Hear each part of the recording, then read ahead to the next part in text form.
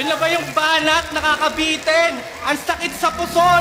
Malamang kay Sinyo o kumampi, siya lang naman magaling sa gitnang Luzon!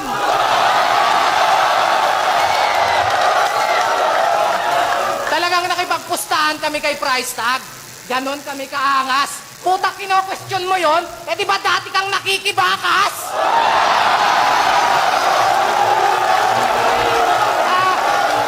Tapos si Tipsy daw, laging suporta sa aking gig. Lumabas pa sa kanyang bibig. Putang ina mo, kayo nga laging sapit lang sa aming gig. Tanginang to, nagpapapromote daw ako kay Kong, sabi nito. Gago!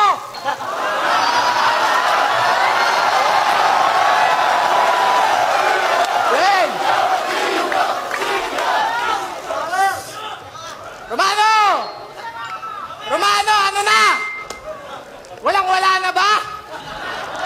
Mukhang pati sa pagpili ng kakampi, nasa-short ka na.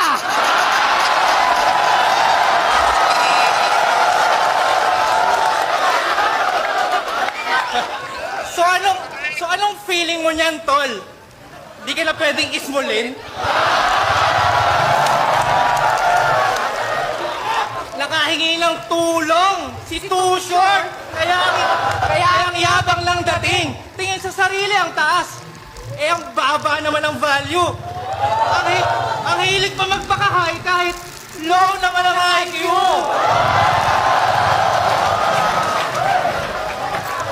Kaya dapat nilulukan. Kaya, huwag ka na maghiganti pa. Duwende ka!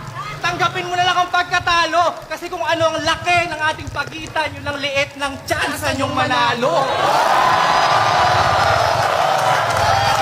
Kaya dapat nilulugar mo ang iyong pag-aangas. Papayagan namin kayong magyabang basta bawal kang magmataas.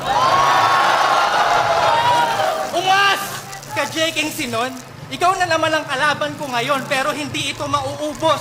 Lagi akong may pang-okray sa Sinon. Ito'y ika-6 na utos! Pero boss, sigurado ka ba? Itatapat mo sa amin si J. King? Seryoso? O baka you're just kidding? Ako magsisilbing KJ kay JK? Patay ito sa akin! Kaya malamang pagkatapos nito, elting-elti ka gago.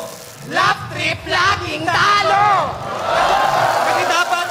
Kasi dapat gets mo na kahit di mo pa isulat ang alphabet sa papel. Nasa initials mong JK, laging kadikit niya na L. Kaya don't tell, may nagagamit kayo ng time machine. Pero sige, gumamit kayo na makita nyo ang katotohanan ng masaklap. Pero di nyo na kailangan pumunta ng future para alamin na magaganap pagkat kaharap nyo na sa inyong harap ang inyong hinaharap. Ganito ako dati. Nung wak pa ako sa battle rap. Mga wannabe senior na nagpapanggap, pero buong puso pa rin namin kayong tinanggap. Kahit alam naming nagpaampon lang kayo sa outright para estilo ko'y mas lalo nyo pang ma-adapt. Yan. Lalo nyo pang ma-adapt, pero kampante lang kami. Kahit nabigyan kayo ng tsansa, kasi paano nyo naman aaralin ang sulat ng mga taong hindi nyo naman mabasa? Kasi ang kapasidad na mag-isip na malawak, yan ang hindi nyo natamasa. Dahil ang utak na matalas, di na kailangan ng bato para mahasa. At ito'y namihasa ng mga panahong sa ibatak na batak. Puta, mas payat pa sa akin. Dinaig pa nga ito ng sistema eh. Kasi buti pa yung sistema kumakain. Pero alam naman natin na nagbago na. Tumaba. Puta, ako na lang yata yung naiiwang payat. Pero tignan mo naman yung katawan mo, Brad. Kamukha mo yung mga nagkakaping alien sa Men in Black.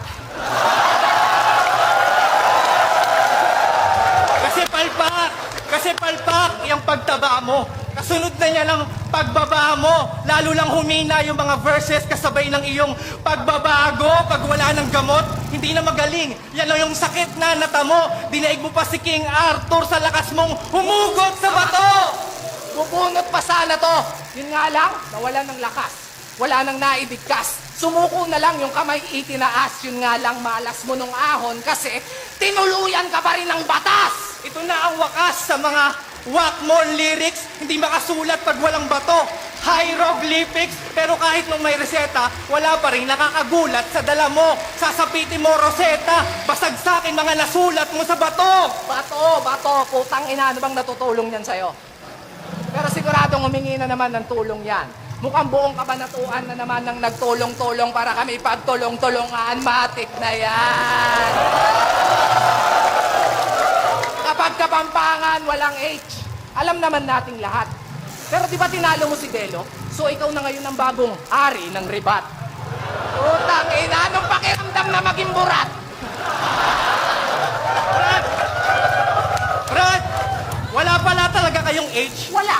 Kaya pala nung ako'y nahawa sa'yo, bigla akong naawa sa kanila. Sa ginawa kong paghasa, lalo kayong nawala ng pag-asa, tang ina. Alisin sa hanay ang mga anay. Ito ang halay sa mga alay at hindi nila